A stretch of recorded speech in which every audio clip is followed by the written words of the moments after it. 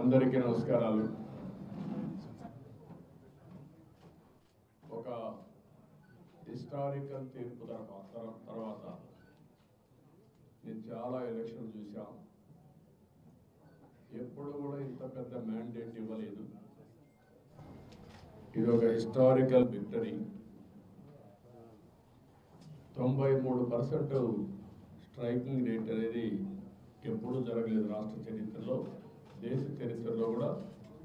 నాకు గుర్తున్నంత వరకు ఇంత హిస్టారికల్ విక్టరీ ఎప్పుడు రాలేదు. అదే సమయంలో అది అయిన తర్వాత నిన్ననే ప్రమాణ స్వీకారం చేయడం, సాక్షాత్తు కేంద్ర ప్రభుత్వం ప్రధానమంత్రి అమిత్ షా గారు, అదే మరి వేరే రాష్ట్రాల ముఖ్యమంత్రులు, ఆల్ ఇండియా బీజేపీ పార్టీ అధ్యక్షుడు నడ్డా గారు, ఇలాంటి ప్రముఖులందరూ రావడం, ఆ తర్వాత నేను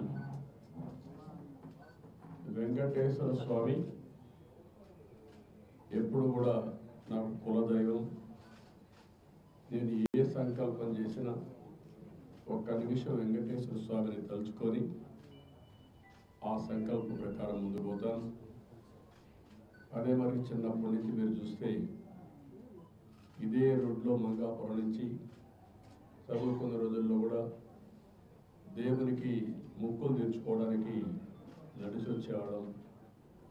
అక్కడి నుంచి మళ్ళీ ఈ రోడ్లో తిరుపతి వరకు నడిచి ఆ తర్వాత బస్సులో వెళ్ళేవాళ్ళం. అది నా జీవిత ప్రారంభం.